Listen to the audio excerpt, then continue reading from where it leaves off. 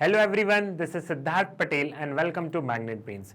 सो students, हम लोग parliament पढ़ रहे थे और हमने पार्लियामेंट में बहुत सारी चीज़ें डिस्कस कर चुके थे। लेकिन जो सबसे इंपॉर्टेंट टॉपिक है, पार्लियामेंट का काम क्या है? पार्लियामेंट का काम है कि वो लॉज बनाए। अब वो लॉज कैसे बनते हैं? हमने बहुत सारी चीज़ें पढ़ ली कि लोकसभा का कॉम्पोजिशन कैसा है, राज्यसभा का कॉम्पोजिशन कैसा है, एंटी डिफेक्शन लॉ देख लिया है हमने मेजॉरिटीज़ देख ली है। लेकिन हमको पता है कि पार्लियामेंट का सबसे इंपॉर्टेंट फंक्शन है कि वो लॉ बनाए। ठीक है, वो लॉ बनाए और गवर्नमेंट उसे इंप्लीमेंट करे। सो हमने अभी तक लॉ मेकिंग प्रोसेस तो देखा ही नहीं कि पार्लियामेंट लॉ कैसे बनाती है। हो सकता है जो आपको और मुझे पता हो उससे ज़्यादा भी कुछ हो। हमने क्या देखा था, हमको इतना पता है कि जो लॉ होते हैं, जो बिल्स होते हैं, वो पार्लियामेंट के एक हाउस में टेबल किए जाते हैं, फिर उन्हें पास करके प्रेसिडेंट एसेंट दे देते हैं और एक्ट बन जाता है। वो तो हमने एक सुपरफिशियल लेवल पे देखा था ना। हमें एक डिटेल्ड वर्जन में भी तो जाना होगा कि लॉज बनते कैसे हैं। कोई भी लॉ ऐसे ही नहीं बन जाता है। ऐसे थोड़ी ना होता है कि रात को एक मिनिस्टर का मन किया और सुबह उठ के वो बिल लेके आ गए और लॉ बन गया। इतना आसान नहीं होता है। एक बहुत लंबी प्रोसेस होती है, एक बहुत ऑन गोइंग प्रोसेस होती है। हमें उस प्रोसेस को समझना है कि इतनी बड़ी प्रोसेस क्या होता है, कैसे होता है, कितने दिनों में होता है। ठीक है, तो हम उस प्रोसेस को अच्छे से समझिए। हमें अब तक जो लगता था कि लॉ मेकिंग प्रोसेस मतलब बहुत ऐसा सरल है, वो उतना है नहीं। एक लंबा प्रोसेस है। सो हम उसे देखते हैं। So the legislative procedure in the parliament. Laws कैसे बनते हैं? The legislative procedure is an identical in the both the houses of parliament. Every bill has pass through the same stages in each house. अब अलग अलग stages हैं bill बनाने की, जो अलग अलग स्टेजेस हैं हम उसे देखेंगे। अब bill is a proposal for legislation and it's become an act or law when it is duly enacted. A bill is a proposal for legislation and it's become an act और law when it is duly enacted. बहुत simple है कि bill एक proposal है। Bill तो सिर्फ एक proposal है। जब तक वो बिल एक्ट में कन्वर्ट नहीं हो जाता, मतलब जब तक वो बिल पास नहीं हो जाता दोनों हाउसेज से, प्रेसिडेंट जब तक उसे एसेंट नहीं दे देते, तब तक वो एक्ट नहीं बनता। बिल एक एक्ट का एक प्रपोजल है ना, एक तरीके से कि हम ऐसा करना चाह रहे हैं। ये हमारे एमपीज की इच्छा है कि ऐसा लॉ बने। Bill introduce in the parliament are of two kinds, public bills and the private bills. ठीक है, दो तरह के बिल्स होते हैं, public bill and the private bill, also known as government bills and the private members respectively. ये क्या है हम इन्हें भी समझेंगे। Though both are govern by the same general procedure and pass through the same stages in the house, they are differ in the various respect. इन दोनों का ऐसा नहीं है कि पास करने का प्रोसेस कोई अलग है, कि प्राइवेट मेंबर बिल है तो अलग तरीके से पास होगा या गवर्नमेंट बिल है तो अलग तरीके से पास होगा। नहीं, प्रोसीजर सेम ही है दोनों का पास करने का प्रोसीजर सेम है कि दोनों हाउसेज से पास होना चाहिए। ये जो प्रोसीजर है ये सारा सेम है, लेकिन तो भी उन दोनों में कुछ ना कुछ डिफरेंस है। अगर अलग अलग नाम दिए हैं तो कुछ ना कुछ तो डिफरेंस हो गई, तो हम वो डिफरेंस देखते हैं। बाकी जो बिल जिस तरीके से पास होता है वो सेम ही है। सो पहले हम देखते हैं कि इन दोनों में डिफरेंस क्या है, public bill and the private bill में। ठीक है, it is introduced in the parliament by minister. हम पब्लिक बिल की पहले बात करते हैं कि पब्लिक बिल क्या है। It is introduced in the parliament by ministers, जैसे फाइनेंस मिनिस्टर लेके आ गए। ठीक है, तो कोई भी मिनिस्टर्स जो बिल लेके आते हैं उसे बोलते हैं पब्लिक बिल। कोई भी मिनिस्टर जो बिल टेबल करते हैं पार्लियामेंट में उसे हम बोलेंगे पब्लिक बिल। अब प्राइवेट मेंबर बिल क्या है? It is introduced by any member of parliament other than the minister. अब इंसान जो कोई मिनिस्टर नहीं है और उसे बिल बनाना हो, वो बिल टेबल कर सकते हैं कि नहीं कर सकते? कर सकते हैं। मान लो अभी बीजेपी की गवर्नमेंट है, ठीक है, अब जरूरी एक्ट बनाना, लॉ बनाना बीजेपी का ही काम है। मतलब बीजेपी की जो एमपीज है, जो हमारे यहाँ गवर्नमेंट है, उन्हीं का काम है। लेकिन ऐसा नहीं है कि अगर मान लो किसी कांग्रेस के एमपी की इच्छा हुई कि मुझे बिल बनाना है, मुझे एक्ट बनाना है या फिर मुझे बिल टेबल करना है, तो वो नहीं कर सकते। इसके प्रोविजन है कॉन्स्टिट्यूशन में। ऐसा थोड़ी ना है कि सिर्फ सरकार ही काम कर सकती है। ये बात अलग है कि अगर हम प्रैक्टिकल सेंस में देखें तो जो गवर्नमेंट जो बिल लाती है वही पास हो पाते हैं, प्राइवेट मेंबर वाले हो नहीं पाते हैं। लेकिन ऐसा नहीं है कि ये लोग बिल भी नहीं लेके आ सकते हैं। ये लोग बिल्स तो लेके आ सकते हैं ना, कितने ही बिल आते हैं, प्राइवेट मेंबर्स बिल आते हैं, लेकिन वो पास नहीं हो पाते हैं। So it is introduced by any member of parliament other than the minister. मतलब ये समझ लो कि ये कोई भी पार्लियामेंट के एमपी ने इंट्रोड्यूस किया जो कि मिनिस्टर नहीं है। मान लो एक कांग्रेस के एक एमपी ने अगर कोई बिल इंट्रोड्यूस किया, ठीक है, कांग्रेस के कोई एमपी ने कोई बिल इंट्रोड्यूस किया, तो उसे हम क्या बोलेंगे? Private member bill. ये मिनिस्टर नहीं है, लेकिन ये मेंबर ऑफ द पार्लियामेंट है। It is introduced by any member of parliament. By any member of parliament other than the minister. ये वाली चीज आपको क्लियर है? It reflects the stand of opposition party on public matter. अब अगर कोई bill introduce कर रही है, मान लो कांग्रेस के एमपी ने कोई बिल इंट्रोड्यूस किया, so what it reflects the stand of opposition party on the public matter. अगर वो किसी चीज पे बिल लेके आती है तो लोगों को क्या दिखाना चाहती है? मान लो आज कांग्रेस पार्टी कोई बिल लेके आई तो न्यूज चैनल में आएगा, मीडिया में आएगा, तो एक तरीके से वो लोगों को बताना चाह रही है ना कि इस पब्लिक मैटर पे हमारी ये सोच है और हम सरकार से अलग हैं, इसलिए हम ऐसा बिल लेके आना चाह रहे हैं। So it reflects the stand of opposition party on the public matter. It has lesser chance to be approved by the parliament. It has lesser chance क्यों? क्योंकि इनके पास में मेजॉरिटी नहीं है, मेजॉरिटी नहीं है। अगर मेजॉरिटी होती तो यही सरकार नहीं बना लेते। इनके पास मेजॉरिटी नहीं है तभी तो इनका बिल पास होने के चांसेस कम है। अगर मेजॉरिटी होती तो सरकार यही वाली पार्टी बना लेती, लेकिन मेजॉरिटी नहीं है इसलिए इसके चांस बहुत कम है कि ये बिल पास हो जाए। ठीक है, अब हम इसके यहाँ पे देख लेते हैं। It reflects the policies of the government ruling party. अब पब्लिक मेंबर क्या बताता है? It reflects the policies of the government. यहाँ पे हमने क्या देखा था? It reflects the stand of the opposition party. और गवर्नमेंट क्या पॉलिसी लेके आना चाह रही है वो हमें पब्लिक बिल से पता चलता है। यूजली अगर आप देखेंगे तो हमारे यहाँ जितने भी बिल टेबल्स होते हैं वो अधिकतर cabinet ministers, council of ministers ही लेके आते हैं ना बिल। आपने देखा होगा जितने भी बिल हो, जैसे CAA भी हो, ट्रिपल तलाक भी हो, या फिर फार्मर का बिल्स भी हो, है ना, मैंने सॉरी गलती से प्रोटेस्ट बोल दिया था। ठीक है, कोई भी बिल वगैरह होते हैं तो वो कौन लेके आते हैं? गवर्नमेंट ही लेके आती है, कोई ना कोई मिनिस्टर्स लेके आते हैं। ठीक है, so it reflects the policies of the government of the ruling party. ये सरकार की पॉलिसी दर्शाता है public bill. It has greater chance to be approved by the parliament. Greater chance इसलिए है क्योंकि सरकार के पास में क्या है? गवर्नमेंट के पास में है मेजॉरिटी। गवर्नमेंट के पास में मेजॉरिटी है और गवर्नमेंट श्योर रहती है कि हम जो भी बिल लेके आएंगे वो पास हो ही जाएगा क्योंकि इनके पास मेजॉरिटी है। अगर वो बिल पास नहीं हो, मान लो वो बिल एक बार चलो राज्यसभा में पास नहीं हुआ तो समझ में आता है कि राज्यसभा में सरकार की मेजॉरिटी नहीं होती, क्योंकि हमने उसका कॉम्पोजिशन देखा स्टेट लेजिस्लेटिव असेंबली से भी, स्टेट लेजिस्लेटिव असेंबली से इलेक्शंस होता है। ठीक है, सो वहां से MP आते हैं। लेकिन अगर लोकसभा में पास नहीं हो रहा है सरकार का बिल, मतलब सरकार के पास मेजॉरिटी नहीं है, सरकार अपना बहुमत खो चुकी है, तो लोकसभा में तो इनका बिल आराम से पास हो जाता है। ये वाली चीज भी क्लियर है। Its rejection by the house amounts to the expression of wants of parliamentary confidence in the government and may leads to its resignation.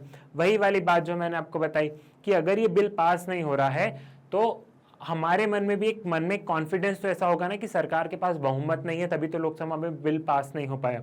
अगर बहुमत होती तो सरकार उस बिल को आराम से पास कर देती। इससे यही शो हो रहा है कि सरकार के पास अब कॉन्फिडेंस नहीं है। ठीक है, मतलब सरकार के पास अब बहुमत नहीं बची है। Its rejection by the house has no implication on the parliamentary confidence in the government और इट्स रेजिग्नेशन। अब इस बिल का रिजेक्शन होने से कोई फर्क नहीं पड़ेगा क्योंकि ये सबको पता है कि इनके पास बहुमत नहीं है और ये बिल पास नहीं करवा पाएंगे, और इसलिए भी कोई फर्क नहीं पड़ता क्योंकि ये अपोजिशन में इसीलिए आए। जो भी अपोजिशन पार्टी होती है वो क्यों आती है? ठीक है, चाहे बीजेपी हो, चाहे कांग्रेस हो, चाहे कोई अदर पॉलिटिकल पार्टी हो, कोई भी पॉलिटिकल पार्टी अपोजिशन में इसलिए आती है क्योंकि उसको जनता नकार देती है, जनता को इनकी पॉलिसीज पसंद नहीं आती। तो वैसे भी अगर इनका कोई बिल पास नहीं होता तो कोई फर्क नहीं पड़ता, और इनके पास वैसे भी मेजॉरिटी नहीं है तो ज़्यादा चांसेस हैं कि इनका बिल पास नहीं होगा। क्लियर है? It's introduction in the house require 7 days notice. पहले से बता दीजिए कि आप एक बिल इंट्रोड्यूस करने वाले हैं, so it's introduction in the house require 7 day notice. इनका कितना है? It introduction in the house require 1 month notice. It is drafted by the concern department in consultation with the law department. ये हम देखेंगे, ये कंसर्न डिपार्टमेंट, जैसे farmer से related कोई बिल है तो वो एग्रीकल्चर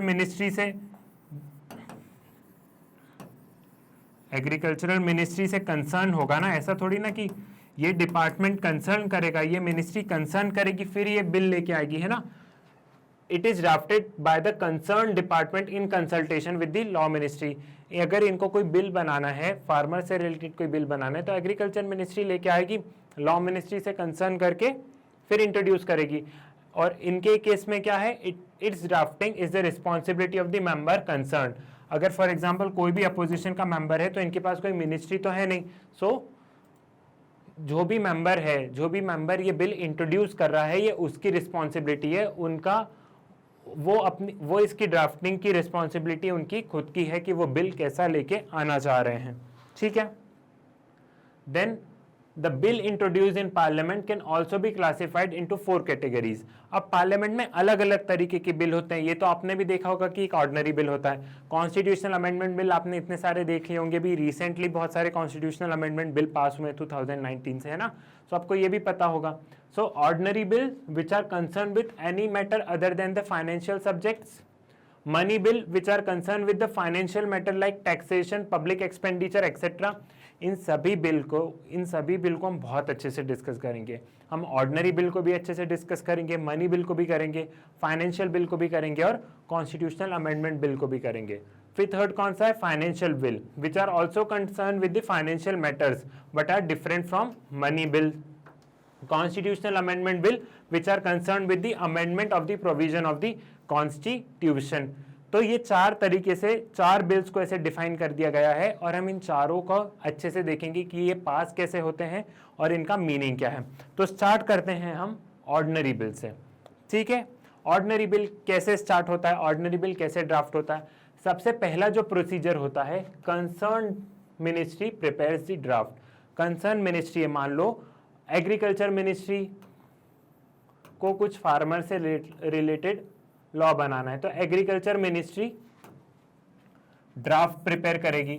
एग्रीकल्चर मिनिस्ट्री पूरा ड्राफ्ट प्रिपेयर करेगी कि उन्हें कैसा बिल लेके आना है, वो एक पूरा ड्राफ्ट प्रिपेयर करके कि वो बिल में क्या क्या प्रोविजंस रखने चाहते हैं, उन्हें ऐसा बिल इंट्रोड्यूस करना है। उन्होंने जैसे ड्राफ्ट प्रिपेयर किया वो इस ड्राफ्ट को कहाँ भेजेगी, वो इस ड्राफ्ट को भेजेगी लॉ मिनिस्ट्री के पास। अब हम लॉ मिनिस्ट्री को क्यों भेजते हैं, ये मिनिस्ट्रीज यहाँ पे चाहे कोई सी भी हो, ठीक है, यहाँ पे वुमेन एंड चाइल्ड डेवलपमेंट वाली मिनिस्ट्री हो, चाहे एग्रीकल्चर हो, कोई भी मिनिस्ट्री ऑफ फाइनेंस हो, वो कोई भी बिल इनेक्ट करती है तो वो ड्राफ्ट प्रिपेयर करने के बाद में वो लॉ मिनिस्ट्री को भेजती है। लॉ मिनिस्ट्री ये चेक करते हैं कि इस बिल में कोई ऐसा प्रोविजन तो नहीं है जो कि कॉन्स्टिट्यूशन के प्रोविजंस के अगेंस्ट है, ठीक है। एक तरीके से लीगल वेटिंग की प्रोसेस होती है यहाँ पे कि इसमें सारी चीज़ ठीक ठाक तो है।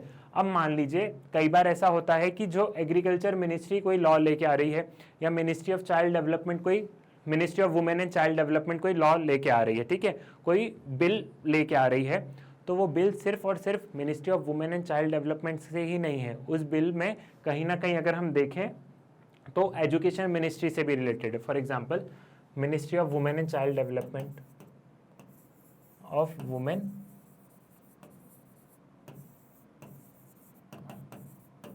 एंड चाइल्ड डेवलपमेंट, ये एक लॉ लेके आ रही है। अब इस लॉ में कुछ ना कुछ ऐसा प्रोविजन जरूर होगा जो कि मिनिस्ट्री ऑफ एजुकेशन से रिलेटेड होगा, एक आध प्रोविजन हो ही जाता है जरूर, मतलब किसी ना किसी दूसरी मिनिस्ट्री से होगा। तो अब इन्होंने अपना ड्राफ्ट भेजा लॉ मिनिस्ट्री के पास। अब लॉ मिनिस्ट्री ने बहुत अच्छे से चेक किया, लॉ मिनिस्ट्री ने देखा कि अच्छा इसमें कुछ एजुकेशन का भी प्रोविजन है, तो ये लोग भेज देंगे मिनिस्ट्री ऑफ एजुकेशन को भी ये बिल का ड्राफ्ट भेज देंगे कि आप भी चेक कर लीजिए कि आपकी कोई पुरानी स्कीम्स वगैरह कोई पॉलिसीज चल रही है तो उससे तो ये इफेक्ट, उसके कॉन्ट्राडिक्शन में तो नहीं है ये बिल, आपकी आप पुरानी पॉलिसीज लॉज वगैरह देख लीजिए जो एजुकेशन मिनिस्ट्री चला रही है, क्या उसके अगेंस्ट तो ये बिल नहीं है। तो ये अदर मिनिस्ट्रीज को भी भेजती है लॉ मिनिस्ट्री बिल, जिससे कि ये लोग अपना जो प्रोविजंस, जिससे कि जो इनके जो प्रोविजंस है, जो बिल के प्रोविजंस है वो दूसरी मिनिस्ट्री से जिससे हर्ट हो रहे हैं उनसे रिलेटेड। नहीं आया समझ में, देखो concern ministry prepares the draft, ministry of women and child development ने एक ड्राफ्ट बना दिया, ठीक है, कि उन्हें ऐसा बिल इंप्लीमेंट करना है। उन्होंने जैसे ही ड्राफ्ट बनाया वो ड्राफ्ट इन्होंने भेज दिया लॉ मिनिस्ट्री के पास। लॉ मिनिस्ट्री चेक करेगी कि कोई स्कीम, कोई प्रोविजन, किसी से कुछ गड़बड़ तो नहीं है। लॉ मिनिस्ट्री ने देख लिया कि हाँ सब ठीक है, लेकिन लॉ मिनिस्ट्री ने देखा कि इसमें कुछ एजुकेशन से रिलेटेड प्रोविजन है, तो फिर इन्होंने मिनिस्ट्री ऑफ एजुकेशन को भेज दिया, ठीक है। वो मिनिस्ट्री ऑफ एजुकेशन से बोलेंगे कि आप भी चेक कर लीजिए इसमें कहीं ना कहीं जो ये मिनिस्ट्री जो लेके आई है वुमेन एंड चाइल्ड डेवलपमेंट, इसमें कहीं ना कहीं एजुकेशन से रिलेटेड भी प्रोविजन है, तो आप एक बार चेक कर लीजिए। तो ये वाली मिनिस्ट्री भी चेक कर लेगी और ये वाली मिनिस्ट्री वापस लॉ मिनिस्ट्री से बोल देगी कि हाँ सब बढ़िया है, ठीक है। यहाँ तक समझ में आ गया, लॉ मिनिस्ट्री ने देख लिया कि हाँ सब बढ़िया है, इन्होंने क्लियर कर दिया। अब लॉ मिनिस्ट्री से वो जाएगा कैबिनेट के पास, headed by the prime minister. पूरे कैबिनेट मिनिस्टर उसको अप्रूव करेंगे कि हाँ हमें ये पॉलिसी, हमें ये बिल इम्प्लीमेंट करना है। इनकी आपस में मीटिंग हो गई, यहाँ से वो कहाँ जाएगा, cabinet headed by prime minister के बाद में वो या तो लोकसभा या राज्यसभा में इंट्रोड्यूस कर दिया जाएगा उस बिल को। जब लोकसभा और राज्यसभा में आ जाएगा तो मान लो लोकसभा में आया तो लोकसभा से पास हो गया, फिर राज्यसभा गया, राज्यसभा से पास हो गया, तो राज्यसभा के जो सेक्रेटेरिएट होंगे वो बिल को कहाँ पे ले गए, वो कहाँ दे देंगे बिल को, प्रेसिडेंट के पास में दे देंगे। ठीक है, वो प्रेसिडेंट से बोलेंगे कि आप अपना एसेंट दे दीजिए। अब आपको पता है कि प्रेसिडेंट को एसेंट देना होगा तो वो देंगे, नहीं तो विथहोल्ड भी कर सकते हैं, सस्पेंसिव वीटो भी लगा सकते हैं। सो फॉर एग्जांपल प्रेसिडेंट ने यहाँ पे एसेंट दे दिया। ठीक है, president has given assent, president ने अपना एसेंट दे दिया। तो अब एसेंट देने के बाद ऐसा नहीं है कि वो बिल एकदम लागू हो जाएगा, वो एक्ट एकदम लागू हो जाएगा। एसेंट देने के बाद ये वापस उसी मिनिस्ट्री कंसर्न के पास जाएगा। जैसे ministry of women and child development ने, ministry of women and child development का बिल था तो ये वापस ministry of women and child development के पास में गया और ये मिनिस्ट्री उसको नोटिफाई करेगी। नोटिफाई मतलब कि ये बिल इस तारीख से इंप्लीमेंट होगा, ये बिल ऐसे इंप्लीमेंट होगा। जब तक कंसर्न मिनिस्ट्री नोटिफाई नहीं करती है तब तक ये एक्ट इंप्लीमेंट नहीं होता है। कंसर्न मिनिस्ट्री को इसे नोटिफाई करना होगा। सिर्फ प्रेसिडेंट के एसेंट से ही सिर्फ प्रेसिडेंट के एसेंट से ही ये एक्ट इंप्लीमेंट नहीं होगा। कंसर्न मिनिस्ट्री को इसे नोटिफाई करना होगा कि इस डेट से ये बिल, ये एक्ट ऐसे ऐसे इंप्लीमेंट होगा। चीज़ें समझ में आ गई। सबसे पहले concern ministry prepare the draft, फिर जाता है लॉ मिनिस्ट्री के पास में, जो लीगल वेटिंग की प्रोसेस होती है, सारी चीज़ें वो लोग चेक करते हैं लॉ मिनिस्ट्री कि कोई लॉ ऐसा तो नहीं है, कोई पुराने प्रोविजंस ऐसे तो नहीं है जो कि इस बिल से अनकॉन्स्टिट्यूशनल हो रहे हैं, कोई हमारी कोई पुरानी स्कीम्स ऐसी तो नहीं है जो इस बिल के कॉन्ट्राडिक्शन में हो। लॉ मिनिस्ट्री सारी चीज़ चेक कर लेगी, फिर वो कैबिनेट के पास में चला जाएगा, कैबिनेट इसे अप्रूव कर देगा, उनकी मीटिंग हो जाएगी, फिर हाउसेज ऑफ द पार्लियामेंट में आ जाएगा। हाउसेज ऑफ द पार्लियामेंट के बाद में प्रेसिडेंट के पास में आ जाएगा। प्रेसिडेंट ने अपने एसेंट दे दिया, फिर वापस कंसर्न मिनिस्ट्री के पास जाएगा। कंसर्न मिनिस्ट्री जब इसे नोटिफाई करेगी तब जाके ये इम्प्लीमेंट होगा, तब जाके ये इम्प्लीमेंट होगा, तब जाके ये जो एक्ट बना है ये इम्प्लीमेंट होगा नोटिफाई के बाद। ठीक है, सो ये चीज़ आपको क्लियर है। ऑर्डिनरी बिल का आपको प्रोसेस क्लियर हो गया है। अब हम अच्छे से देखते हैं स्टेज बाय स्टेज, इसमें फर्स्ट रीडिंग, सेकंड, थर्ड, अब बहुत एक डिटेल्ड स्टेज है, हम उसे देखते हैं। हमने अभी सुपरफिशियल लेवल पे देख लिया इस डायग्राम के थ्रू कि कैसे पूरा प्रोसेस होगा, लेकिन अब हम इसे एकदम डिटेल्ड वे में देखते हैं कि कैसे बिल एक्ट में कन्वर्ट होते हैं, कैसे बिल को पास किया जाता है। Every ordinary bill has to pass through the following 5 stages in the parliament before it finds a place on a statute book. First reading. An ordinary bill can be introduced in either house of parliament. ये line एकदम clear है, हम अभी first reading देख रहे हैं। ठीक है, an ordinary bill can be introduced in either house of parliament.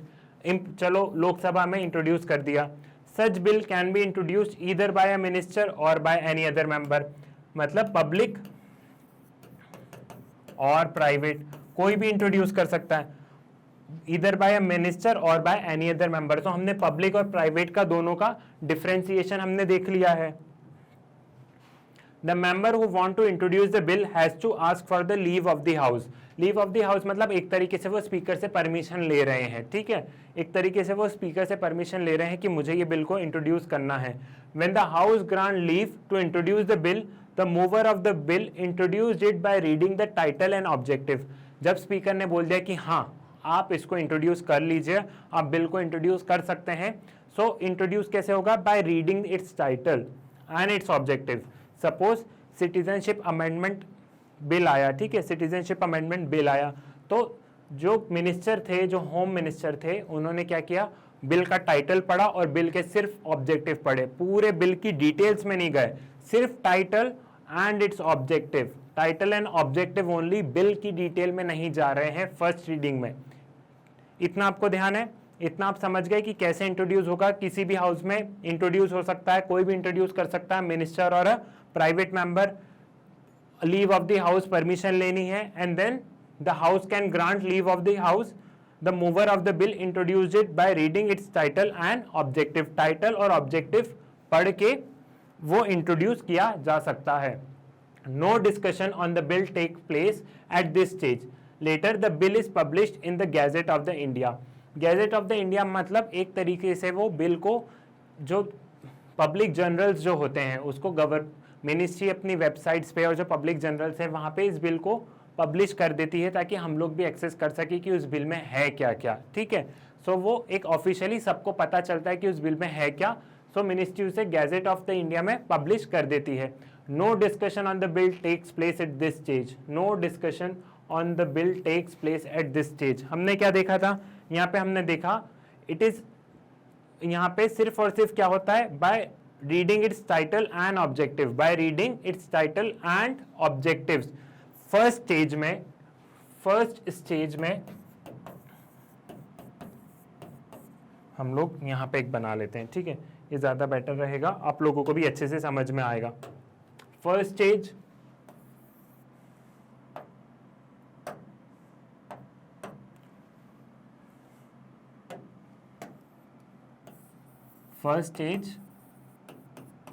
First stage में क्या होगा? ऐसे आप भी एक फ्लो चार्ट बनाते चलिए।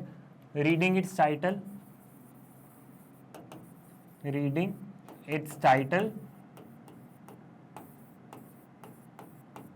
एंड ऑब्जेक्टिव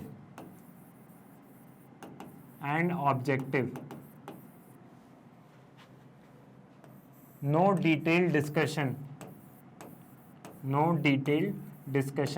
बिल का डिटेल डिस्कशन नहीं होगा। नो डिटेल डिस्कशन, ये हमने फर्स्ट रीडिंग से हम इसको समझे हैं। ठीक है, ये वाली चीज आपको क्लियर हो गई कि फर्स्ट रीडिंग में ये होगा। The bill, if a bill is published in Gazette before its introduction, leave of the House to introduce the bill is not necessary. अगर गवर्नमेंट इसे पहले ही गैजेट में पब्लिश कर देती है, ठीक है, गवर्नमेंट इसे पहले ही जर्नल्स वगैरह में पब्लिश कर देती है, पहले इसे गैजेट में पब्लिश कर देती है, फिर ज़रूरी नहीं है कि वो लीव ऑफ द हाउस, फिर ज़रूरी नहीं है कि वो परमिशन ले बिल को इंट्रोड्यूस करने से पहले। इस चीज़ को ध्यान रखिएगा। The introduction of the bill and it's publication in the gadget constitute the first reading of the bill. अब first reading of the bill में क्या है? सिर्फ introduction and its publication in the gazette constitute the first reading of the bill. यहाँ पे first reading of the bill, first process जो है वो complete हो गई है। ठीक है, बिल को इंट्रोड्यूस कर दिया, उसका टाइटल पढ़ दिया, उसके ऑब्जेक्टिव्स पढ़ दिए और उसे गैजेट में पब्लिश कर दिया। ये थी फर्स्ट रीडिंग। फर्स्ट रीडिंग यहाँ पे कंप्लीट हुई।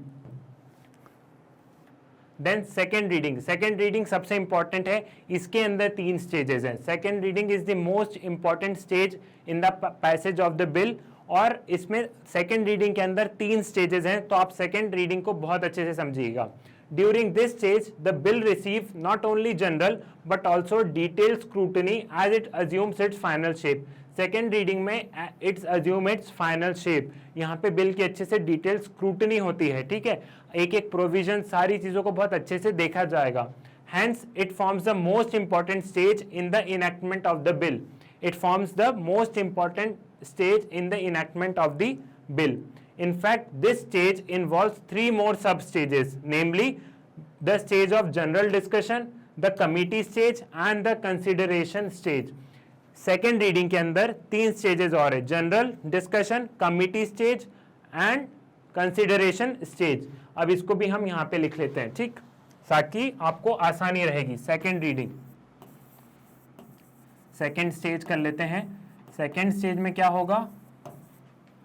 जनरल डिस्कशन,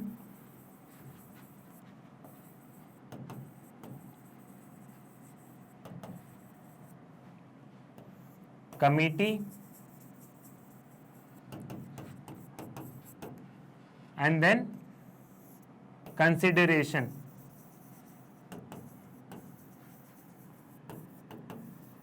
ठीक है, हमने फर्स्ट रीडिंग में देख लिया कि फर्स्ट रीडिंग में क्या होगा? Reading its title and objective, no detail discussion, no detail discussion, हाँ सही तो है। And second stage general discussion, committee and consideration stage. ठीक है, it is the most important, यहां पे लिख देते हैं मोस्ट इंपॉर्टेंट, ऐसे आपको याद भी हो जाएगा। ऐसे आप फ्लो चार्ट शॉर्ट में बना लीजिए, शॉर्ट में बना लिया करो ताकि आप लोगों को याद भी हो जाए उसी टाइम पे।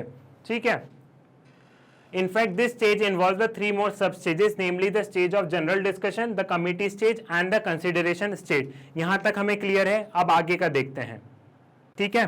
सो आगे पहली stage, the stage of general discussion. अब जो हमने ये जो तीन स्टेजेस देखी थी, general discussion, the committee stage and the consideration stage की, अब हम इनके डिटेल में जाते हैं। हमने ये तो देख लिया कि सेकंड रीडिंग के तीन पार्ट है, जनरल डिस्कशन है, कमिटी स्टेज है एंड द कंसिडरेशन स्टेज। अब हम इसके डिटेल में जाते हैं। देखो, मैंने आपको पहले भी बताया था कि हमें ऐसा लगता था कि बिल एकदम चुटकियों में ऐसे पास हो जाता है।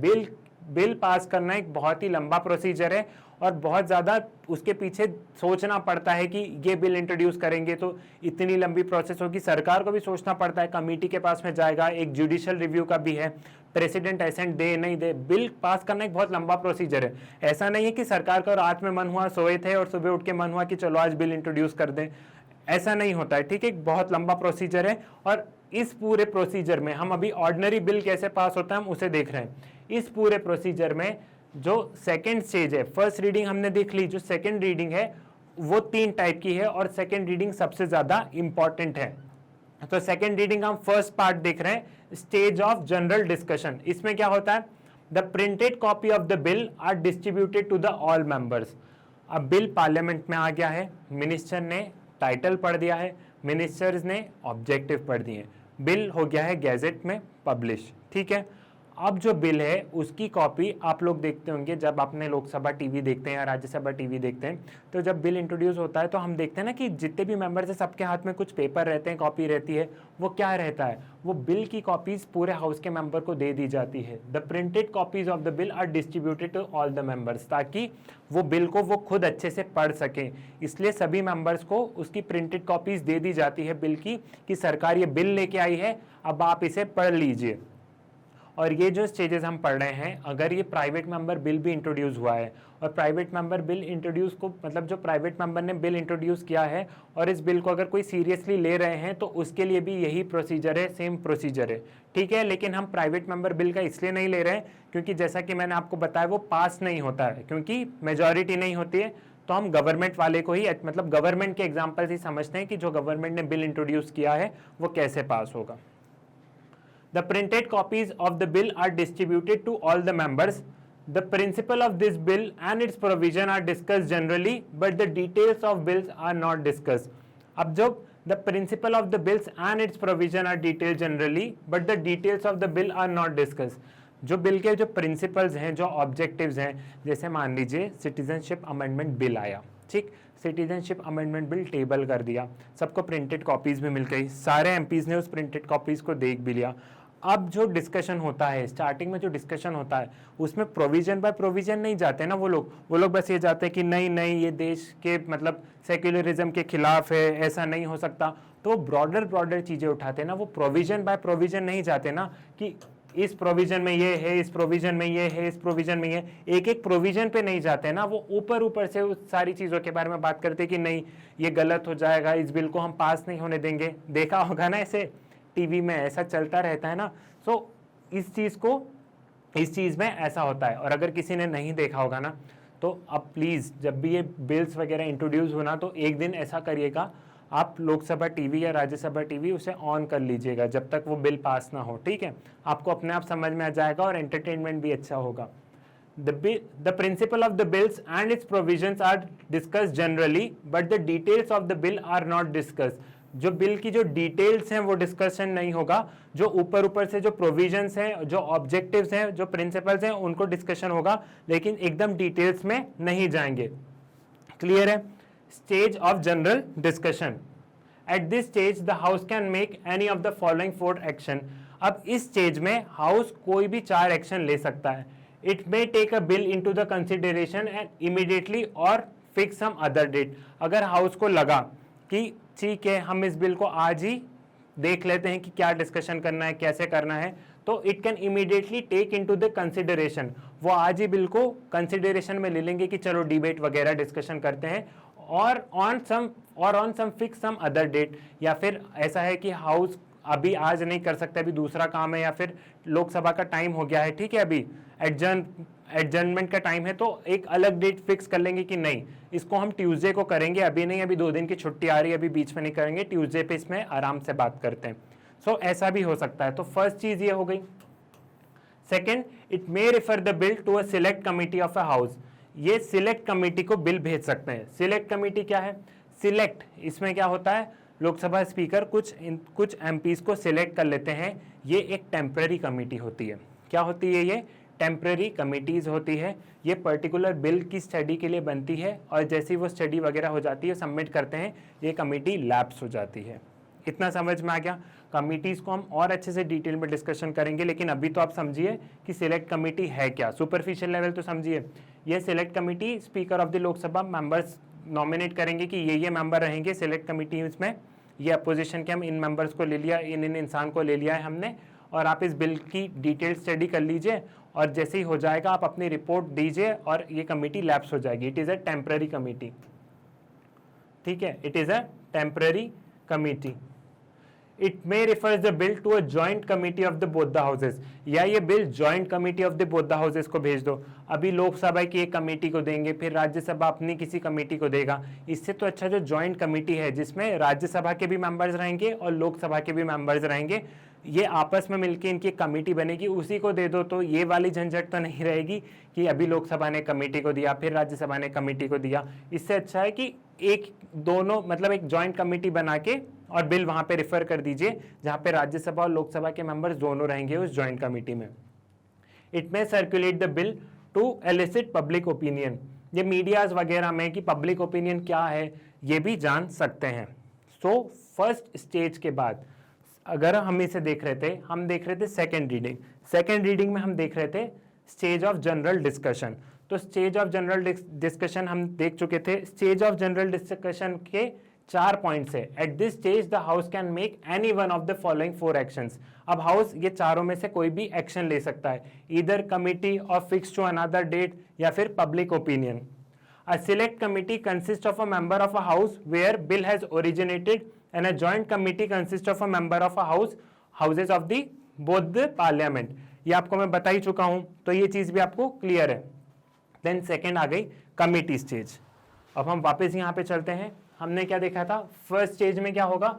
Reading its title and objective, no detail discussion. Second stage में हम देख रहे हैं जनरल डिस्कशन चल रहा है। जनरल डिस्कशन पहला वाला पॉइंट हमने देख लिया। जनरल डिस्कशन में अब क्या करा हाउस ने, मान लो कमेटी को दे दिया, ठीक है, हाउस ने कमेटी को रेफर कर दिया कि हमें इस बिल को डिबेट एंड डिस्कशन चाहिए और हम इसको कमेटी को भेज रहे हैं। तो अब हम देख रहे हैं कमेटी स्टेज क्या है, ठीक है। अब कमेटी स्टेज में क्या होता है? The usual practice is to refer a bill to a select committee of the house। Usually select committee को ही बिल देते हैं। जैसे लोकसभा में बिल टेबल किया गया तो लोकसभा के स्पीकर ने सिलेक्ट कमिटी बनाई, सिलेक्ट कमिटी के मेंबर नॉमिनेट किए और उनको बिल दे दिया कि अब आप इस पर डिटेल स्क्रूटनी कीजिए। This committee examines the bill thoroughly in detail clause by clause. अब कमिटी का काम क्या होता है? कमिटी का काम यही होता है ना कि बिल को अच्छे से स्क्रूटनाइज करें, क्लॉज बाय क्लॉज देखे, ताकि जो अपोजिशन मेंबर को भी जो प्रॉब्लम हो उसे एड्रेस कर सके। आप देखते होंगे जब भी बिल आता है तो अपोजिशन कैसा हंगामा मचाता है, कोई भी हो। अगर कांग्रेस की सरकार रहेगी तो बीजेपी हंगामा मचाएगी और अगर बीजेपी की सरकार रहेगी तो कांग्रेस हंगामा मचाएगी, ठीक है।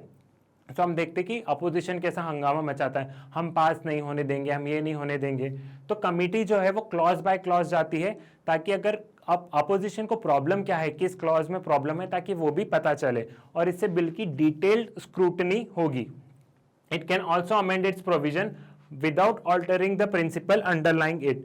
अगर कमेटी को लगता है तो वो कुछ उसके प्रोविजन को अमेंड कर सकती है, लेकिन जो बिल का जो मेन ऑब्जेक्टिव है वो अलग नहीं होना चाहिए। मतलब अगर कमेटी को लगता है कि इस प्रोविजन से अपोजिशन को प्रॉब्लम है तो कमेटी चाहे तो वर्ड है यहाँ पे, तो उस प्रोविजन को अमेंड कर सकती है, लेकिन अमेंडमेंट ऐसा हो, उस प्रोविजन में अमेंडमेंट ऐसा हो कि जो सरकार जैसा बिल चाहती है, जो बिल का ऑब्जेक्टिव हो, वो कहीं उसे कॉन्ट्राडिक्ट नहीं करे, बिल का ऑब्जेक्टिव वैसा का वैसा ही रहे। ये चीज भी क्लियर है। After completing the scrutiny and discussion the committee reports the bill back to the house. अब कमिटी ने सब कुछ देख लिया है, कमिटी ने अच्छी स्क्रूटनी कर ली है, कमिटी को लगा तो अमेंडमेंट थोड़ा बहुत कर दिया कुछ प्रोविजंस में, बिल में अमेंडमेंट नहीं, बिल के कुछ छोटे प्रोविजंस में उनको लगा कि नहीं करना है तो नहीं किया, और वापस हाउस को बिल दे दिया कि देखो हमने स्क्रूटनी कर ली है, अब वापस आपके पास में बिल आ गया है। Then consideration stage, the house after receiving the bill from the select committee consider the provision of the bill clause by clause.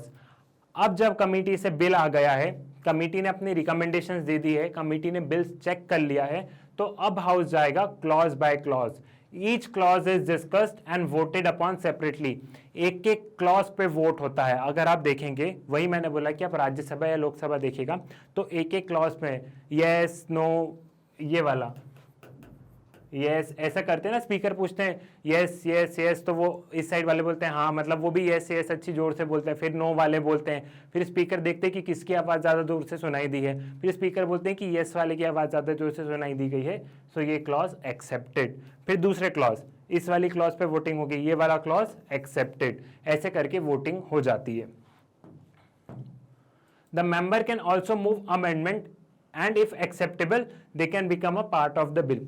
अब मेंबर्स भी कुछ अमेंडमेंट्स बता सकते हैं। मान लो बीजेपी एक बिल लेके आई, अब बीजेपी के उस बिल में कांग्रेस को थोड़ी सी समस्या है, तो कांग्रेस कुछ अमेंडमेंट बता सकती है, ठीक है, और बीजेपी वालों को लगा कि ठीक है यार ये अमेंडमेंट सही है, अगर ये अमेंडमेंट ले आएंगे तो वो पास हो जाने देंगे, राज्यसभा से भी पास हो जाने देंगे, तो एक काम करते हैं अमेंडमेंट एक्सेप्ट कर लेते हैं। तो अगर वो अमेंडमेंट एक्सेप्ट हो जाते हैं तो उसी टाइम पे वहीं पे वो बिल में मॉडिफाई कर दिया जाता है और उस पर भी वोटिंग हो जाती है।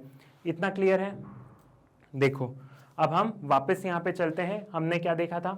हमने सबसे पहले देखा फर्स्ट स्टेज आपको समझ में आ गई है, reading its title and objective, no detail discussion. इसमें सिर्फ टाइटल और ऑब्जेक्टिव पढ़ते हैं और गैजेट में पब्लिकेशन हो जाती है और डिटेल डिस्कशन नहीं होता है। जैसे ही फर्स्ट स्टेज कंप्लीट हुई सेकंड स्टेज पे आ गए।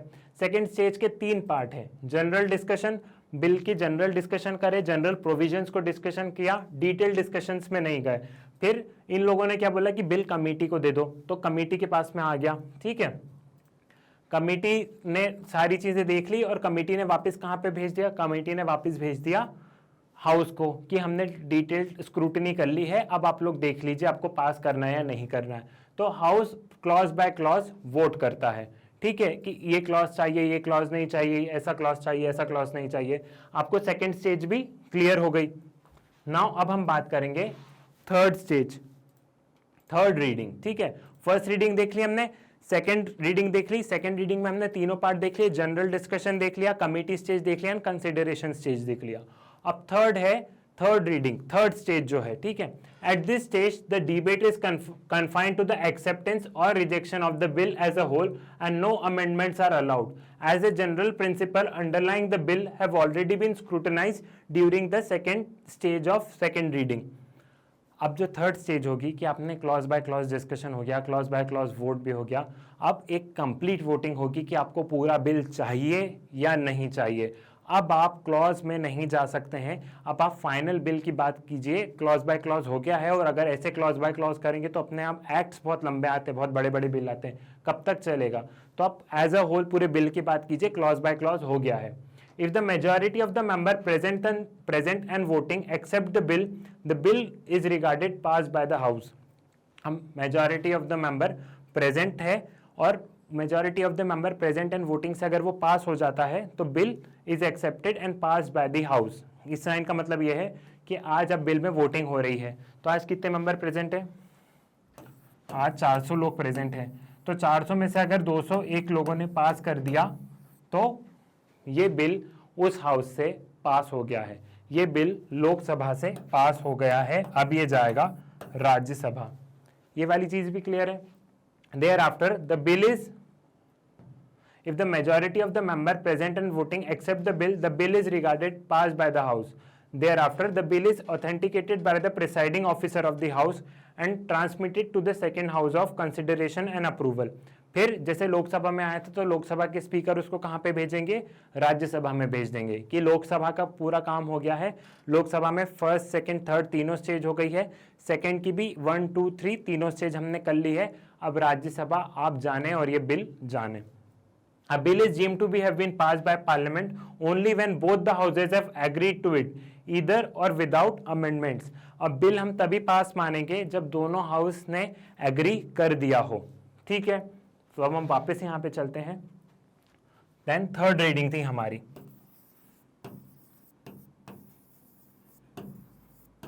थर्ड रीडिंग यहाँ पे होगी final voting, final voting on acceptance of the bill, on acceptance of bill.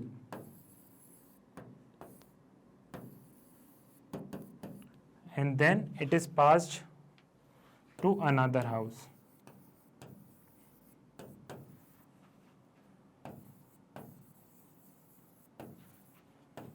Passed to another house. ठीक है।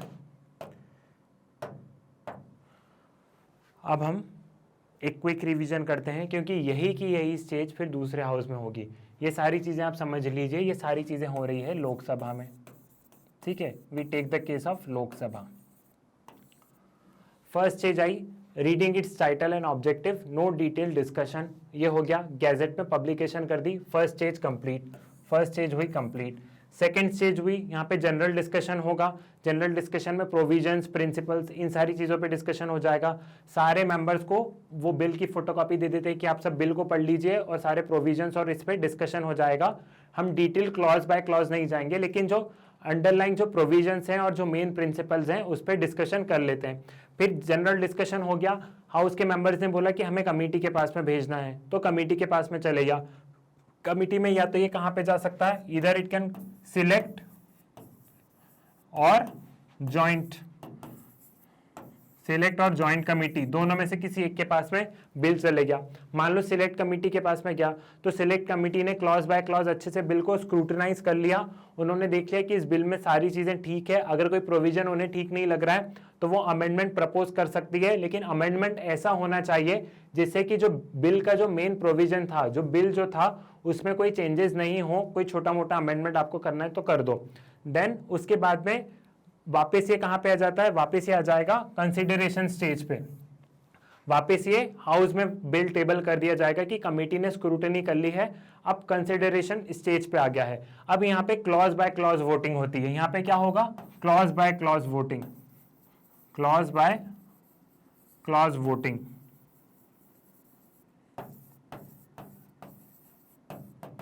ठीक है, यहाँ पे क्लॉज बाय क्लॉज वोटिंग हो जाएगी।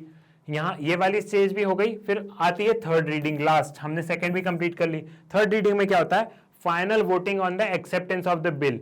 अब यहाँ पे एकदम फाइनल वोटिंग हो जाएगी कि या तो आप बिल को एक्सेप्ट कर लो या मत करो। सब क्लॉज बाय क्लॉज हो गया, कमेटी के पास में हुआ है, ऑब्जेक्टिव देख लिया, गैजेट में पब्लिकेशन कर दिया, आपके पास में फोटोकॉपी आ गई, सब चीजें हो गई। अब तो मेन मुद्दे पे आ जाओ आप लोग कि फाइनल वोट करना है या नहीं करना है बिल को। सपोज पास कर दिया, लोकसभा है पास, क्योंकि सरकार की बहुमत है यहाँ पे। अगर लोकसभा ने पास कर दिया है तो फिर लोकसभा के स्पीकर इसको कहां भेज देंगे, राज्यसभा में भेज देंगे। फिर ये बिल कहां पे चले जाएगा, राज्यसभा में। अब जब ये बिल राज्यसभा में जाएगा तो ये वाला सेम प्रोसीजर, ये वाला सेम प्रोसीजर उस हाउस में भी होगा। ये चीज क्लियर है, यहां तक आपको समझ में आ गया है। वापस यहां पे आते हैं, ठीक है। A bill is deemed to have been passed by the parliament only when both the houses have agreed to it, either with or without amendments. Bill in the second house. अब लोकसभा से पास हो गया, अब सेकेंड हाउस में क्या होगा, in second house also the bill passed through all the three stages, through all the three stages, that is first reading, second reading and third reading. जो हमने ये जो तीनों स्टेजेस देखी थी, उन्हीं तीनों स्टेजेस से सेकेंड हाउस में भी पास होगा। There are 4 alternatives before this house. It may pass the bill sent by the first house. अब या तो, अब ये राज्यसभा की बात कर रहे हैं हम, ठीक है। हमारे यहाँ केस क्या था, हमारे यहाँ केस ये हुआ कि सबसे पहले जो बिल है, ये जो बिल है ये आया लोकसभा में, लोकसभा ने इसे कर दिया है पास, लोकसभा हैज पास्ड इट पूरे इन तीनों स्टेजेस से। अब ये गया राज्यसभा, और अब राज्यसभा क्या करेगी इस बिल का, हम वो देख रहे हैं। व्हाट राज्यसभा विल डू, अब हम इस चीज को देख रहे हैं। तो राज्यसभा के पास में ये 4 अल्टरनेटिव है। Rajya Sabha has these 4 alternatives. Rajya Sabha has these 4 alternatives. पहला अल्टरनेटिव ये है, it may pass the bill as send by the first house without amendment. या तो जो लोकसभा ने बिल दिया है वैसा का वैसा उसे पास कर देंगे, हमको कोई अमेंडमेंट नहीं करना है, जैसा लोकसभा ने बोला है बहुत बढ़िया बिल है, बहुत शानदार बिल है, पास कर दिया जाए, पास हो गया। सेकेंड ऑप्शन क्या है, it may pass the bill with amendments and return it to the first house for the reconsideration. अब राज्यसभा को लगा कि आपने जो बिल दिया है, इसमें क्या हुआ, अब राज्यसभा को ऐसा लगा कि आपने ये जो बिल दिया है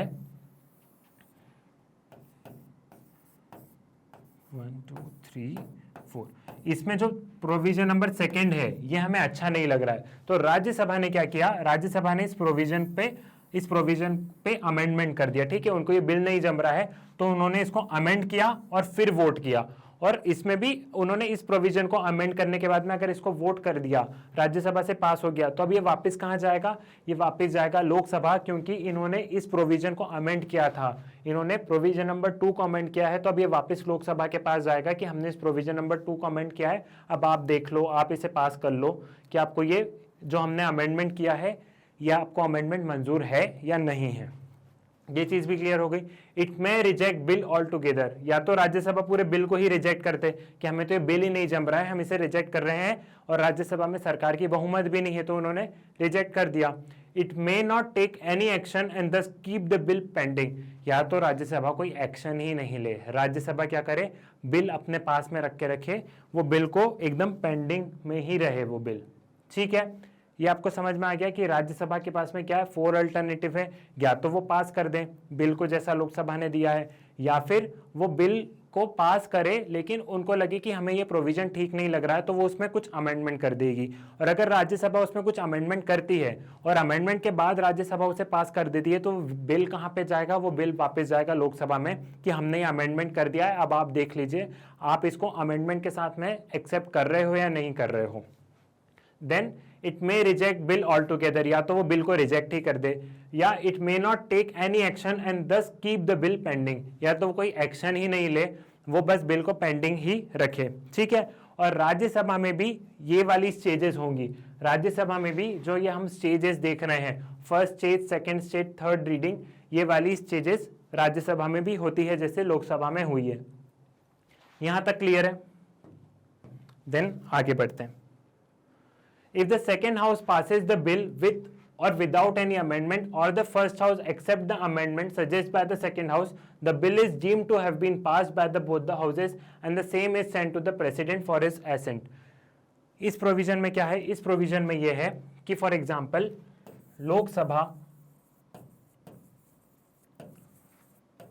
लोकसभा ने जो बिल पास किया था वो उन्होंने राज्यसभा को भेजा, राज्यसभा ने भी इसे पास कर दिया, राज्यसभा ने भी इसे पास कर दिया। Then it will go to president for his accent. ठीक है, राज्यसभा ने भी पास कर दिया तो ये कहां जाएगा, प्रेसिडेंट के पास। लेकिन लोकसभा ने जो बिल पास किया था वो राज्यसभा में गया और राज्यसभा ने यहां पे क्या कर दिया, राज्यसभा ने यहां कर दिया अमेंडमेंट। राज्यसभा ने यहाँ पे इस बिल में थोड़ा सा अमेंडमेंट कर दिया, तो फिर ये प्रेसिडेंट के पास में नहीं जाएगा, तो फिर ये जाएगा वापस से लोकसभा के पास में कि हमने ये अमेंडमेंट कर दिया है, आप फिर से वोट कर लो, आपको देख लो ये अमेंडमेंट मंजूर है कि नहीं है। अगर आपको मंजूर है तो फिर ये लोग इस बिल को यहाँ से पास करने के बाद कहाँ जाएगा, प्रेसिडेंट के पास में, यहाँ से यहाँ चला जाएगा। क्लियर है? मान लो राज्यसभा ने कोई अमेंडमेंट कर दिया, राज्यसभा को लगा कि हमें ये प्रोविजन नंबर 2 ठीक नहीं लग रहा है तो हम इस प्रोविजन 2 को हटा रहे हैं, तो फिर ये बिल गया लोकसभा। अब लोकसभा में वापस डिस्कशन होगा कि ये प्रोविजन नंबर 2 रखना है या नहीं रखना है। अगर लोकसभा अग्री हो जाती है, लोकसभा अग्री हो जाती कि हम प्रोविजन नंबर 2 नहीं रखेंगे और हम भी इसे बिना प्रोविजन 2 के पास कर देंगे, तो ये वहां से कहाँ चले जाएगा, प्रेसिडेंट के पास। अब आप बोलोगे कि सर लोकसभा अग्री नहीं हुई तो लोकसभा एग्री नहीं होगी तो डेडलॉक हो जाएगा, क्योंकि राज्यसभा मानने को तैयार नहीं है। राज्यसभा बोल रही है कि हम प्रोविजन नंबर 2 को डिलीट करेंगे और लोकसभा बोल रही है हम प्रोविजन नंबर 2 को रखेंगे, तो इन दोनों के बीच में डेडलॉक हो जाएगा और फिर बिल पास नहीं हो पाएगा, फिर प्रेसिडेंट के पास में बिल नहीं पहुंच पाएगा। क्लियर है आपको इतना? डिफिकल्ट है ना। आप सोच रहे होगे कि सर फंडामेंटल राइट्स डीपीएसपी कितना इजी था, लेकिन पार्लियामेंट वाला चैप्टर कितना कॉम्प्लेक्स है। इजी है अगर आप इसे इंटरेस्टिंग वे में समझोगे ना, आप इसे थोड़ा सा न्यूज़ चैनल्स वगैरह देखोगे, लोकसभा टीवी देखोगे, राज्यसभा टीवी देखोगे, तो आपको मजा आएगा। On the other hand, if the first house reject the amendment suggested by the second house or second house rejected the bill altogether, the second house does not take any action for 6 months, a deadlock have been deemed to taken place. अब ये वही वाली बात है, इसमें वही चीज बोल दी गई है कि अगर डेडलॉक मतलब जो सेकेंड हाउस ने जो अमेंडमेंट बोला है वो फर्स्ट हाउस एक्सेप्ट नहीं करता है और सेकेंड हाउस भी मानने के लिए तैयार नहीं है कि नहीं हमें तो वो अमेंडमेंट चाहिए, और फर्स्ट हाउस भी जिद पे अड़ गया कि नहीं हमें तो वो अमेंडमेंट नहीं चाहिए, जैसे छोटे बच्चे जिद करते हैं ना, तो क्या होगा, तो होगा डेडलॉक। डेडलॉक हैज बीन, तो डेडलॉक हो जाएगा।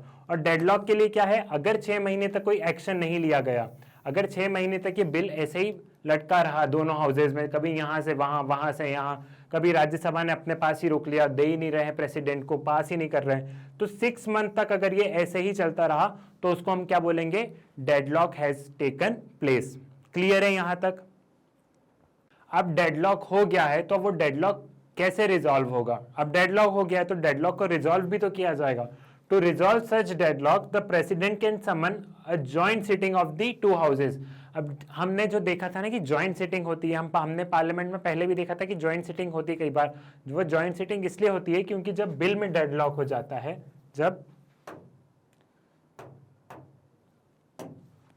जब बिल के कारण डेडलॉक हो जाता है, तो इसलिए प्रेसिडेंट क्या करते हैं, जॉइंट सिटिंग।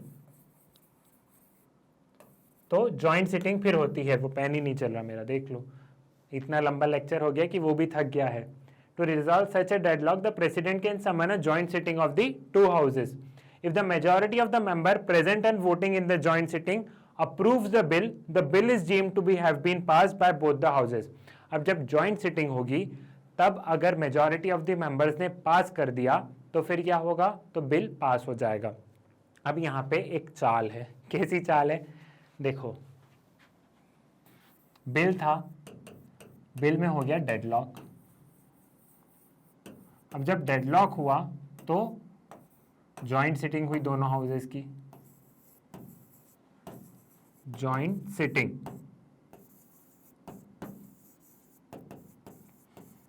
जॉइंट सिटिंग हुई तो यहां पे क्या था, majority of the members in the joint sitting,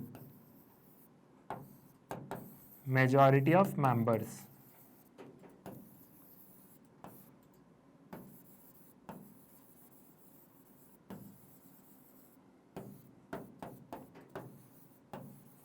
ऐसे ना ऐसे फ्लो चार्ट बना लेना अपने नोट्स में। बिल था, बिल में हो गया डेडलॉक, तो डेडलॉक के लिए जॉइंट सिटिंग किसने समन की, कौन जॉइंट सिटिंग समन करता है, प्रेसिडेंट।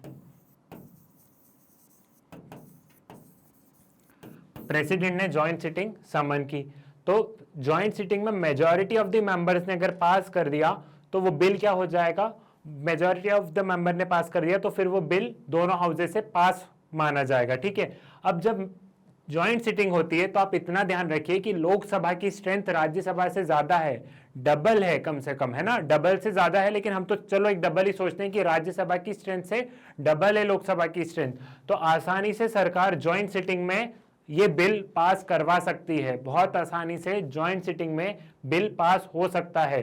तो जॉइंट सिटिंग के लिए वैसे भी प्रेसिडेंट को कौन एडवाइस करती है, गवर्नमेंट ही करती है।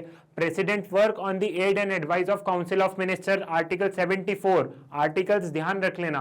तो ये हमने आर्टिकल में देखा था कि 74 में president work on the aid and advice of the council of minister, तो प्रेसिडेंट ने जॉइंट सिटिंग समन की, और जॉइंट सिटिंग का ये प्रोविजन है कि मेजॉरिटी ऑफ द मेंबर्स जो जॉइंट सिटिंग में थे उन्होंने इस बिल को पास कर दिया, तो क्या होगा, तो ये दोनों हाउसेस से बिल को पास माना जाएगा और फिर ये प्रेसिडेंट के पास में चला जाएगा एसेंट के लिए।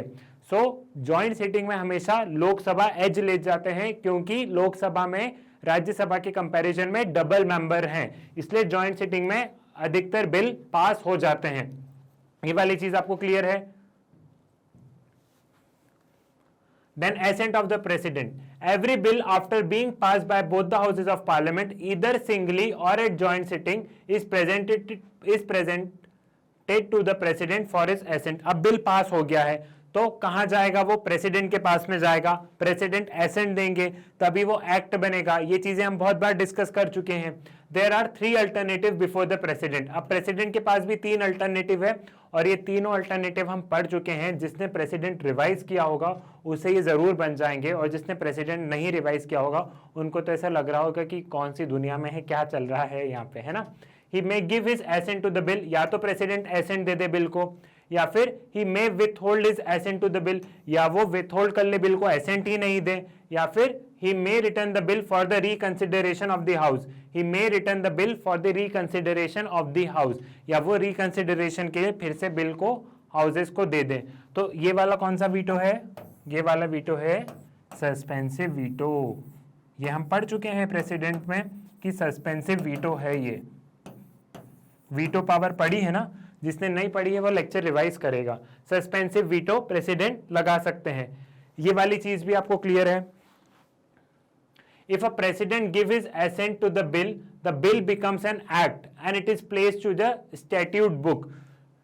If the president withhold his assent to the bill, it ends and does not become an act. अगर president अपने पास में ही रख लेंगे तो it does not become an act. If president returns the bill for the reconsideration and if it is passed by both the houses again with or without amendment and presented to the president for his assent, the president must give his assent to the bill. Thus president enjoys only suspensive veto.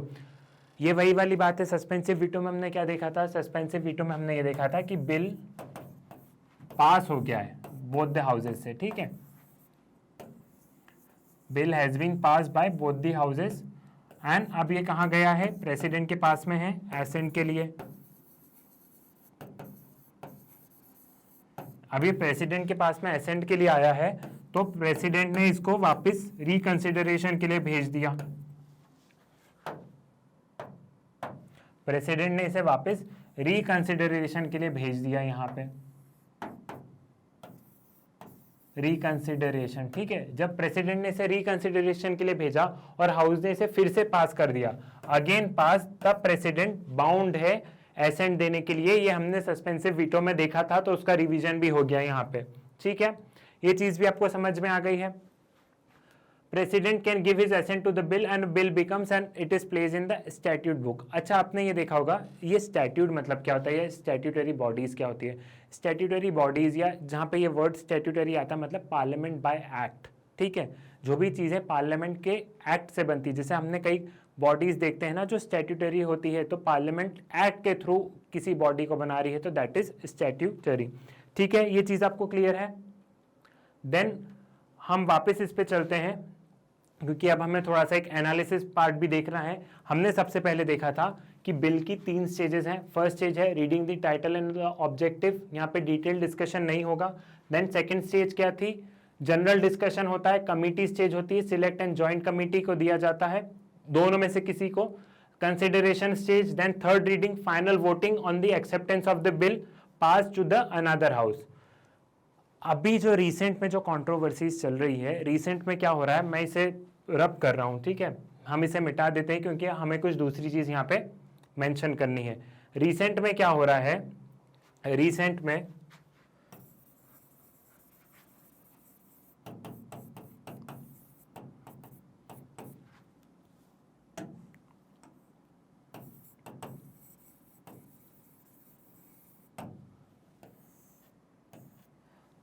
ये जो committee stage है ना, इसे government जो है वो इसे खत्म करती जा रही है। अब बिल कैसे पास हो रहे हैं, अगर हम रिसेंट की बात करें, अगर यूपीएससी आपसे क्वेश्चन पूछे कि आजकल कमिटीज का इतना रोल नहीं है, तो ये बात सही है। अब गवर्नमेंट क्या कर रही है, अब गवर्नमेंट लाती है बिल आता है लोकसभा में, यहाँ पे डिस्कशंस होता है और पास हो जाता है। राज्यसभा में जाता है, राज्यसभा में डिस्कशन हो जाता है और पास हो जाता है। आपने भी रिसेंट अभी हम देख रहे हैं बहुत सारे प्रोटेस्ट वगैरह चल रहे हैं, हम देखते हैं ना बहुत सारे प्रोटेस्ट वगैरह चल रहा है। अभी गवर्नमेंट ने बहुत सारे बिल्स ऐसे लेके आई थी, बहुत सारे अमेंडमेंट एक्ट भी लेके आई थी इससे पहले, जिसमें कि हम देख रहे थे बहुत ज़्यादा प्रोटेस्ट हो रहे थे।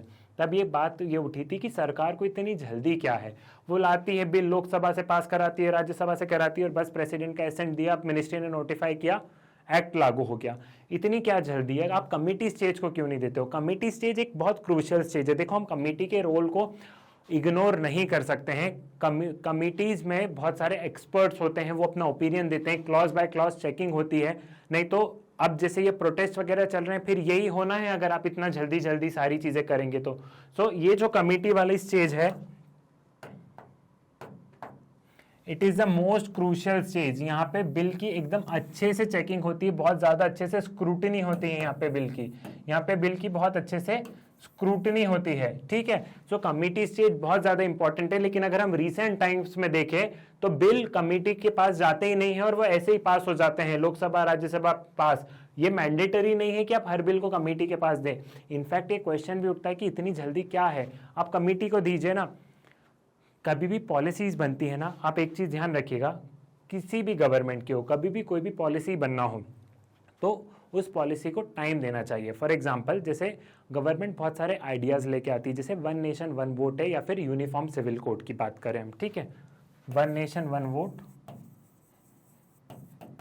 वन नेशन वन वोट, या फिर यूनिफॉर्म सिविल कोड।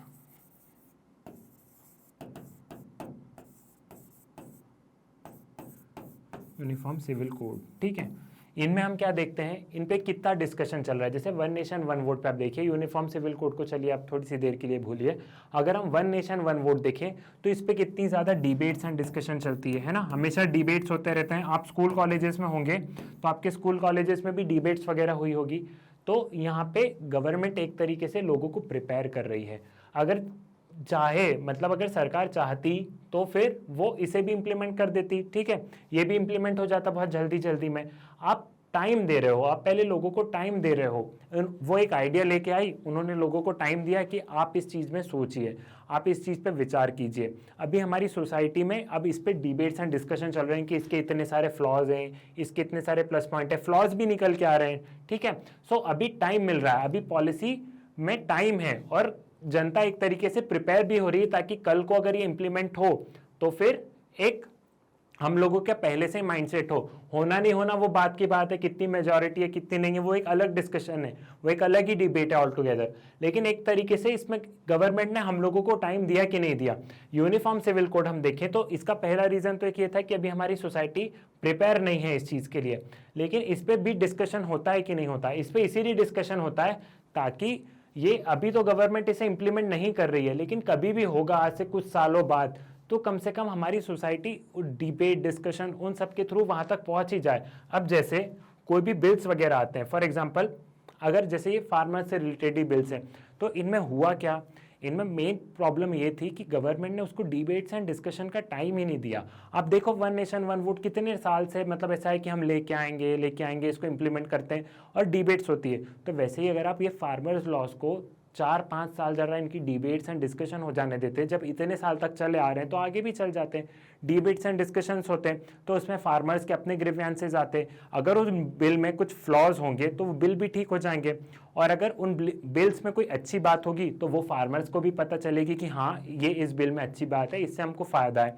और उस बिल में कोई नुकसान वाली बात होगी तो सरकार को पता चलेगी कि हाँ ये बिल में नुकसान वाली बात है, तो सरकार को पता चल गई। तो आप चीज़ों को टाइम दीजिए। जब भी पब्लिक पॉलिसी बनती है, जब भी पॉलिसी बनती है तो हमें सोसाइटी को टाइम देना होता है कि सोसाइटी उस चीज़ को पहले एक्सेप्ट करे और फिर वो चीज़ इंप्लीमेंट की जाती है। एकदम अचानक से अगर आप सोचोगे कि रातों रात हम एक डिसीजन ले आए और कल से वो डिसीजन लागू हो जाए तो उसके इफ़ेक्ट्स अच्छे नहीं होंगे, उसके सोसाइटी में इफ़ेक्ट्स अच्छे नहीं होंगे। ये ऐसे के लिए और मेंस के लिए ध्यान रखिएगा, बहुत काम की बात बताई है ना मैंने, तो इस चीज़ को आप ध्यान रखिएगा। और कमेटी स्टेज अभी इसलिए इग्नोर है, आपने जैसे अभी रिसेंटली पार्लियामेंट में देखे होंगे तो लॉज तो अपोजिशन तो बाहर धरना ही दे रहा है और लॉज पास हो जा रहे हैं, या फिर तो ये कमेटी के पास जाना चाहिए ना, इतनी क्या जल्दी है। कोई भी गवर्नमेंट हो, कोई ऐसा नहीं है प्रेजेंट गवर्नमेंट या जो मैंने आपको पब्लिक पॉलिसी वाला बताया, मैंने ये हर चीज़ से रिलेटेड बताया। वैसे भी हमें गवर्नमेंट के नाम मेंशन नहीं करने होते हैं, किसी का पर्टिकुलर नेम मेंशन नहीं करना होता है ना। सो इन सारी चीज़ों, ये बेसिक चीज़ें हमें ध्यान रखनी है कि कभी भी पूछे कि प्रोटेस्ट का रीज़न क्या है तो हम ये वाली चीज़ें लिख सकते हैं ना कि आप थोड़ा सा टाइम दीजिए, आप बिल्स को कमिटीज़ के पास में जाने दीजिए, कमिटी उसे स्क्रूटनी करेगी, ठीक है। उन बिल का अच्छे से देखा जाएगा कि उनमें क्या फ्लॉज हैं, क्या प्लस पॉइंट है। जो फ्लॉज हैं वो कमिटी रिकमेंड करेगी तो वहाँ पर अमेंडमेंट हो सकता है। इतनी भागम भाग इतनी जल्दी किसको है, अभी बहुत टाइम है। सो इस चीज़ को ध्यान रखना चाहिए, और कमिटी का अगर नेग्लिजेंस का क्वेश्चन आएगा तो भी आप अच्छे से कर पाएंगे। आई नो लेक्चर्स थोड़े से बड़े हो रहे हैं अभी रिसेंटली, लेकिन आप खुद देखिए कि टॉपिक्स ही हमारे इतने बड़े बड़े हैं कि वो ख़त्म ही नहीं हो पाते हैं कि आधे घंटे में कर लें। अब मतलब हम स्कूल में तो ऐसा था कि एनसीईआरटी का एक चैप्टर है तो जल्दी से ख़त्म हो जाता था, लेकिन अब हम यूपीएससी की प्रिपरेशन कर रहे हैं तो टॉपिक्स बड़े बड़े हैं, तो लेक्चर्स इसलिए कुछ लेक्चर्स ऐसे ही एक्सीड होंगे। जैसे अगर हम बजट के बारे में बात करेंगे तो वो भी ऐसे ही लंबा होगा। ठीक है, आई होप आपको ये प्रोसेस समझ में आई होगा कि लॉ मेकिंग प्रोसेस कैसी होती है। ठीक है, लॉज कैसे बनते हैं। मिलते हैं नेक्स्ट लेक्चर में, तब तक के लिए थैंक यू।